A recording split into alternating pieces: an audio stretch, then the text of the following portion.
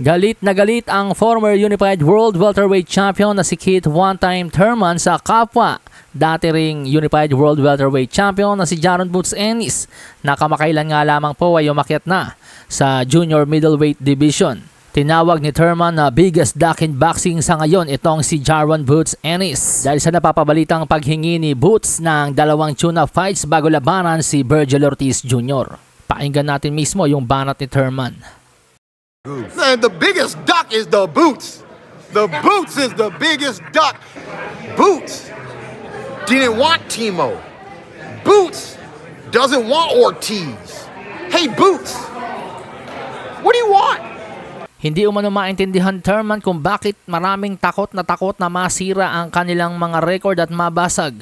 Gayong is just another black eye, sports lang naman ang boxing at entertainment. Kaya naman ang hamon ni Thurman kung sino ang nagnanais pumalag sa kanya, ipadala na ang kontrata. Kung gusto rin daw makakita ni Turki Al-Sheikh ng maaksyon na laban, no Tom and Jerry, willing mag-participate sa Riyadh season si Thurman. If Turk Al-Sheikh, if they want to make some great fights, you ain't ever seen, hey, no Tom and Jerry, you already know, huh? Who wants to fight Keith Thurman? Don't be scared.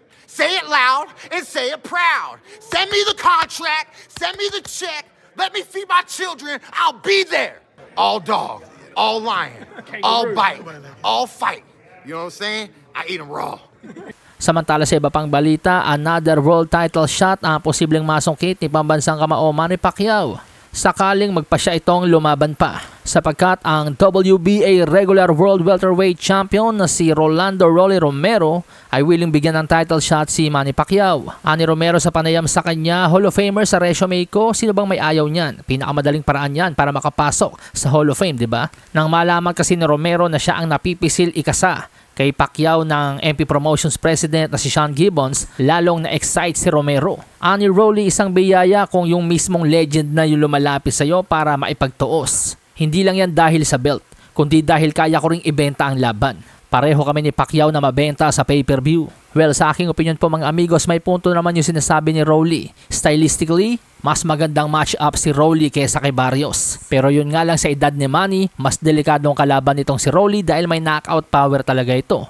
Pero kung usapang pay-per-view, pera-pera, mas malaking hatak talaga ito sa fans. Dahil ito pong si Rolly Romero, trash talker po ito. Although nire-respeto niya si pambansang kamao, pero kapag ang laban nila ay naikasatsak na makakatikim si Pacman na mga maaanghang na salita kay Rolly. Bastos din ang bunganga nitong si Rolly at alam naman natin na gustong-gusto ni Pacquiao kalaban yung mga ganyang klase. Madadaldal. Si Barrios masyadong mabait para kay Pacman. Pero itong si Rolly Romero, halos kalebel ito sa trash talkan nila Adrian Broner at Keith Thurman. At hindi lang yun mga amigos, Rolly Romero, lalaban talaga ito ng sabayan, hindi katulad ni Barrios na mahiyain.